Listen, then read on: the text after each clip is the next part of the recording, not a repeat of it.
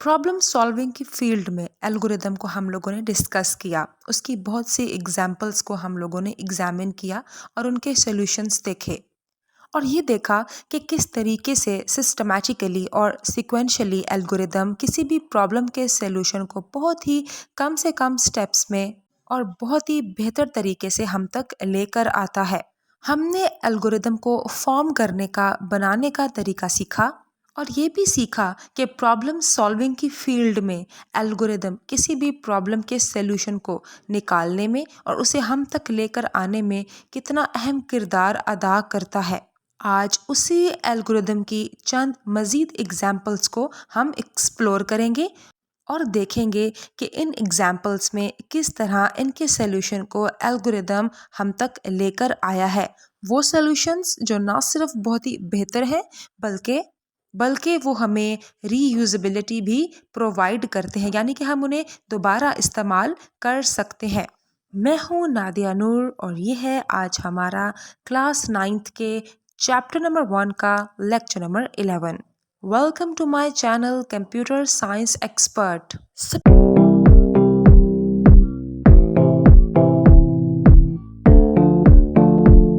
सबसे पहला हमारा जो एल्गोरिदम है वो ये है to display larger one out of 3 given numbers. अभी जो 3 नंबर हैं इनमें से हमने ये पता लगाना है कि सबसे बड़ा नंबर कौन सा है। ये आज तक की सबसे मोस्ट कॉमन यूज़ की जाने वाली टर्म है, क्वेश्चन है या प्रॉब्लम सॉल्विंग स्टेटमेंट है। अगर आज आप इसे अच्छे तरीके से समझ लेंगे तो आगे चल के आपको बहुत सारी स्टेजेस पर जो है इस टर्म का सामना करना पड़ेगा और आपको वहाँ पे आसानी होगी, आपको प्रॉब्लम नहीं होगी। इसमें करना यह है कि 3 नंबर्स हैं और उनमें से किसी एक नंबर के बारे में हमने पता लगाना है कि इन तीनों में से सबसे बड़ा नंबर कौन सा है। चलते हैं हम लोग एल्गोरिदम की तरफ। सबसे पहले स्टेप 1 है स्टार्ट। हमारा यहाँ पे एल्गोरिदम स्टार्ट हो चुका है। उसके बाद हम जाएंगे स्टेप 2 पे, which is input numbers n0 n1 n2। ये 3 वो नंबर्स हैं जिनमें से हमने पता लगाना है कि कौन सा नंबर सबसे बड़ा है। हम ये मालूम करने के लिए जब स्टेप 3 पर आएंगे तो हम यहाँ पे लिखेंगे सेट लार्ज टू n0, यानी कि हम सपोज कर लेंगे कि अगर तो बड़ा नंबर जो है वो n0 के अंदर मौजूद है, जो कि कोई भी नंबर हो सकता है, ठीक है। तो स्टेप 4 पे ये स्टेटमेंट हम लिखेंगे कि if n1 is greater than large set large to n1, ठीक है। और स्टेप 5 में हम लिखेंगे कि if n2 is greater than large then set large to n2। अब हम इसी एग्जाम्पल को इसमें वैल्यूज़ पुट करके चेक करते हैं कि ये एल्गोरिदम उस पर अप्लाई होता है और किस तरीके से ये उसमें से हमें लार्ज नंबर फाइंड करके देता है। सपोज n1 जो है उसके अंदर हम लोग रख लेते हैं 15, n0 के अंदर रख लेते हैं 10 को और n2 के अंदर रख लेते हैं 30 को। अब हम चलते हैं स्टेप 3 पे, लार्ज टू n0। n0 की वैल्यू क्या है 10। मतलब यहाँ पे हम लोगों ने ये सपोज कर लिया है कि अगर तो n0 जो है वो लार्ज नंबर है, यानी कि हमने n0 को लार्ज के बराबर कर दिया है। अभी यहाँ पे ये बात कंफर्म नहीं हमने की कि वाकई क्या n0 सबसे बड़ा नंबर है या नहीं। हमने अभी सपोज ये किया है कि चले मान लेते हैं कि n0 लार्ज के बराबर है, ठीक है। तो अब हम n0 को लार्ज में स्टोर करके अब लार्ज की वैल्यू क्या हो गई है 10, क्योंकि n0 के अंदर क्या था 10 था, ठीक है, जो कि लार्ज के अंदर हमने स्टोर करवा दिया। अब लार्ज को हम कंपेयर करेंगे n1 और n2 के साथ और देखेंगे कि अगर तो n1 n2 की वैल्यू इस लार्ज से यानी कि n0 से बड़ी है तो उन दोनों में से वो नंबर प्रिंट हो जाए, वरना फिर सबसे बड़ा नंबर कौन सा होगा n0 ही। तो n0 के साथ अब कंपेयर किया जाएगा।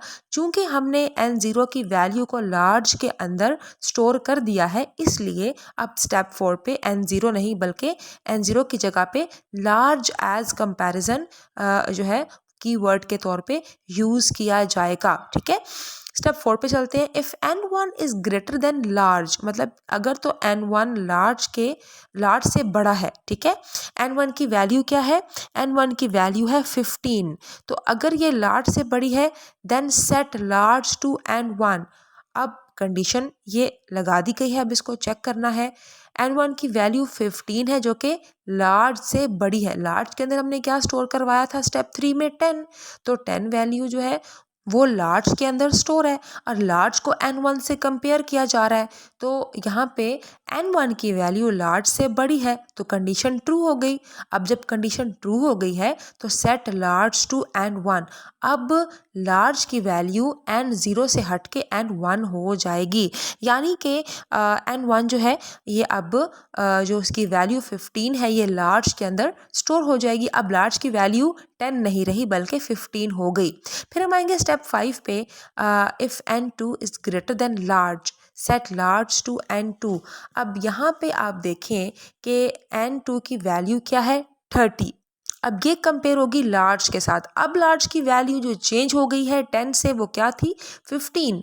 अब 30 15 से कंपेयर होगा और यहाँ पे n2 बड़ा है लार्ज से, यानी कि 30 वैल्यू बड़ी है 15 से। तो अब यहाँ पे सेट लार्ज टू n2 के हिसाब से क्या होगा कि वो जो 30 वैल्यू है वो लार्ज में स्टोर हो जाएगी और अब लार्ज की वैल्यू क्या हो गई है 30 और इसी लार्ज को हम स्टेप 6 में प्रिंट करवा देंगे विच इज़ आउटपुट लार्ज, यानी कि 30 जो है वो प्रिंट हो जाएगा। तो आपने देखा कि सिंपल तरीके से हम किसी भी वैल्यू को, किसी भी 3 वैल्यूज़ को हम लोग कंपेयर कर सकते हैं। मैंने जो वैल्यूज़ ली हैं आप इनसे डिफरेंट वैल्यूज़ को रख कर भी इस जो एल्गोरिदम है इसको चेक कर सकते हैं और आप इजीली इनमें से कोई से भी बड़ा नंबर फाइंड कर सकते हैं। अब ये एल्गोरिदम हमें सोल्यूशन तो दे रहा है 3 नंबर्स के में से बड़ा मालूम करने का, लेकिन उसके साथ साथ ये हमें एक और ऑप्शन भी दे रहा है और वो है रीयूजेबिलिटी का ऑप्शन, विच इज़ कि अगर हम इस एल्गोरिदम को चाहें तो हम कोई भी वैल्यूज़ पुट करके जो है कंपेयर करवा सकते हैं उन 3 वैल्यूज़ को, ठीक है।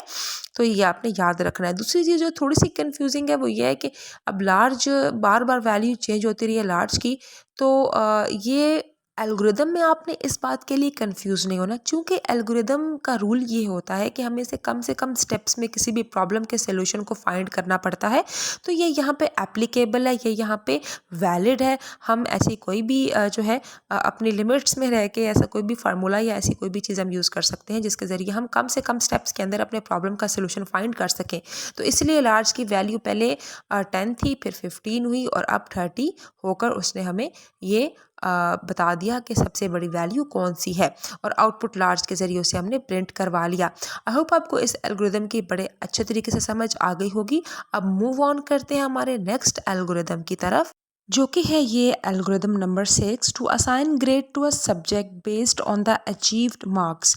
यानी कि यहाँ पे आप स्टूडेंट के मार्क्स लिए जाएंगे और उनकी परसेंटेज निकाली जाएगी और उस परसेंटेज को कंपेयर किया जाएगा और अगर वो परसेंटेज जिस भी कैटेगरी में फॉल करती है उसके हिसाब से ही ग्रेड मिलेंगे।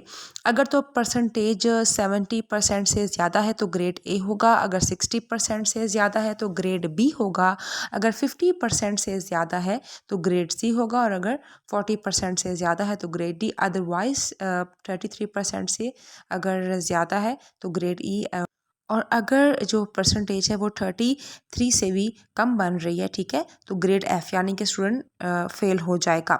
अब यहाँ पे इस एल्गोरिदम को स्टार्ट करने से पहले कुछ बातें मद्देनज़र आपने रखनी है कि आपको माइंड में ये सोचना पड़ेगा कि इसके लिए हमें क्या क्या रिक्वायर्ड है। नंबर्स रिक्वायर्ड हैं, ऑब्टेन्ड मार्क्स रिक्वायर्ड हैं और टोटल मार्क्स चाहिए, ठीक है, ताकि हम परसेंटेज निकाल सकें।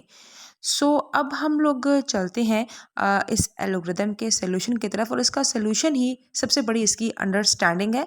तो let's start with step 1 which is start. उसके बाद step 2 input numbers, obtain marks, total marks. ये तीनों चीज़ें होंगी तो हम किसी भी स्टूडेंट के ग्रेड को मालूम कर सकते हैं, ठीक है। स्टेप नंबर 3 पर आते हैं। Set percentage to obtain marks divided by total marks multiply by 100। ये फार्मूला है परसेंटेज फाइंड करने का कि कि टोटल मार्क्स को हम रखेंगे नीचे और ऑब्टेन मार्क्स को हम रखेंगे ऊपर, ठीक है, फ्रैक्शन की तरह। और फिर हम इसे डिवाइड करेंगे। डिवाइड करने के बाद जो भी आंसर आएगा we will multiply it with 100। हम 100 से इसको मल्टीप्लाई करेंगे। वो जो आंसर आएगा वो हम परसेंटेज में स्टोर कर देंगे और फिर हम परसेंटेज को जो है वो कंपेयर करेंगे इन तमाम जो है वैल्यूज़ के साथ, जो नंबर्स के साथ, ठीक है। तो स्टेप 4 पे हम आएंगे। तो परसेंटेज जो है वो अगर आती है 80 से ज़्यादा, 80 से ज़्यादा, then set grade A to A plus, तो उस स्टूडेंट्स का ए प्लस ग्रेड बनेगा। और अगर परसेंटेज 70 से ज़्यादा आ रही है तो उसका ग्रेड ए उसको असाइन किया जाएगा स्टूडेंट के सब्जेक्ट को या स्टूडेंट को। इसके अलावा अगर परसेंटेज 60% से ज़्यादा है तो स्टूडेंट जो है उसको ग्रेड बी असाइन किया जाएगा उसके सब्जेक्ट को। उसके बाद अगर परसेंटेज 50% से ज़्यादा है तो ग्रेड सी असाइन होगा, 40% से ज़्यादा है तो ग्रेड डी असाइन होगा और अगर 33% से ज़्यादा है तो ग्रेड ई असाइन होगा। और अगर मार्क्स 33% से भी कम है तो स्टूडेंट फेल होगा। चलिए इसे एक वैल्यू के जरिए समझते हैं। स्टेप 2 में कहा जा रहा है input numbers, obtain marks and total marks. अब यहाँ पे नंबर्स तो मांगे जा रहे हैं लेकिन नंबर्स जो हैं वो यहाँ पे कहीं एल्गोरिदम में आगे यूज़ होते हुए दिख नहीं रहे। तो हमारा जो मेन काम है वो ऑब्टेन मार्क्स और टोटल मार्क्स के साथ है। मिसाल के तौर पे हम रख लेते हैं टोटल मार्क्स 120 और उसमें से ऑब्टेन मार्क्स 70। हम 70 को 120 पे करेंगे डिवाइड और फिर हम उसे मल्टीप्लाई कर देंगे 100 के साथ। अब ये तमाम कैलकुलेशन होने के बाद जो हमारे पास आंसर आएगा वो ये है 58, यानी कि 58% हमारे पास निकल के आई है, 58% आई है, ठीक है। तो अब हम इसे देखते हैं कि किस कैटेगरी में ये फॉल करती है। सबसे पहले परसेंटेज की वैल्यू हो जाएगी 58 जिसे कंपेयर किया जाएगा स्टेप 4 में सबसे पहली कंडीशन के साथ ग्रेटर देन 80। तो 58 क्या बड़ा है 80 से, तो ऑब्वियसली ये कंडीशन फॉल्स हो गई। फिर हम आएंगे एल्स के बाद वाले पार्ट पे कि if percentage is greater then 70, यहाँ भी ये फॉल्स होगी क्योंकि 70 से बड़ी तो नहीं है। फिर हम आएंगे नेक्स्ट कंडीशन की तरफ कि क्या परसेंटेज 60 से बड़ी है, तो 58 60 से भी बड़ा नहीं है।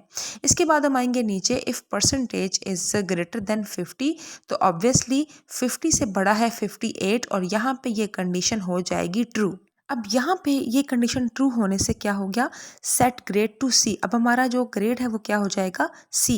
सी हमारा जो ग्रेड है वो अब प्रिंट हो जाएगा, ठीक है। अब सी प्रिंट होने के बाद एज ग्रेड जितनी भी ये आगे कंडीशंस दी हुई हैं, percentage greater than 40, percentage greater than 33, ये तमाम क्या हो जाएंगी, ये इग्नोर हो जाएंगी और हमारा जो आंसर है वो प्रिंट हो जाएगा जो कि है ग्रेड। और ग्रेड के अंदर कौन सी वैल्यू है सी। कौन सी कंडीशन ट्रू हुई थी हमारी सी वाली, तो ग्रेड की वैल्यू सी हो जाएगी और वही प्रिंट हो जाएगी और हमारा यहाँ पे एल्गोरिदम एंड हो जाएगा। अब हम बात करते हैं रावलपिंडी बोर्ड के हिसाब से इस टॉपिक की इम्पोर्टेंस और डिस्कशन की। ये जितने भी एल्गोरिदम टेक्निक्स हैं ये आपको ये समझाने के लिए और बताने के लिए काफ़ी हैं कि एल्गोरिदम के ज़रिए हम कम से कम स्टेप्स में किसी भी प्रॉब्लम के सॉल्यूशन को ना सिर्फ फाइंड कर सकते हैं बल्कि उसे रीयूज़ भी कर सकते हैं, ठीक है। तो आपने ये जितने भी एल्गोरिदम हैं इनकी प्रैक्टिस करनी है। इनको आपने पेपर पे लिख के ज़ुबानी सॉल्व करने की कोशिश करनी है। बोर्ड में इन एल्गोरिदम्स में से कुछ फार्मूलाज आपके पेपर में आ सकते हैं, ठीक है, क्योंकि अब स्ट्रैटेजी बोर्ड की चेंज होती जा रही है। तो ज़रूरी नहीं है कि अब ये एल्गोरिदम आपके पेपर में ना आए। स्टार्टिंग में शुरू में बोर्ड में ये था कि वो एल्गोरिदम या फ्लो चार्ट्स वगैरह को ऐड नहीं करते थे, लेकिन अब जो पॉलिसी चेंजेस हो रहे हैं इसके हिसाब से ये आपके पेपर में क्वेश्चन आ सकता है, आपसे फार्मूला पूछा जा सकता है, ठीक है। फ़ारेनहाइट टू सेल्सियस का, सेल्सियस टू फ़ारेनहाइट का, या फिर इंटरेस्ट रेट मालूम करने का। तो अगर आप एक दफ़ा इनको नज़रों से गुजार लेंगे तो एक तो आपको एल्गोरिदम की भी समझ आ जाएगी, उसकी टेक्निक भी आपको जो है वो प्रॉपर तरीके से प्रिपेयर हो जाएगी। और इसके अलावा जो सबसे अहम चीज़ है वो ये है कि फिर आपको एल्गोरिदम के पूरे टॉपिक को समझने में आसानी होगी और आपकी नॉलेज में बहुत इजाफा होगा कि हम फ़ारेनहाइट टू सेल्सियस कैसे फाइंड कर सकते हैं, या इंटरेस्ट रेट कैसे फाइंड कर सकते हैं, या परसेंटेज कैसे निकाल सकते हैं स्टूडेंट्स की। तो ये आपकी पर्सनल नॉलेज के लिए भी बहुत इंपॉर्टेंट है, ठीक है, पेपर्स के अलावा हट कर भी। तो बोर्ड के लिहाज से इस तरह के क्वेश्चंस भी आपसे पूछे जा सकते हैं, ठीक है।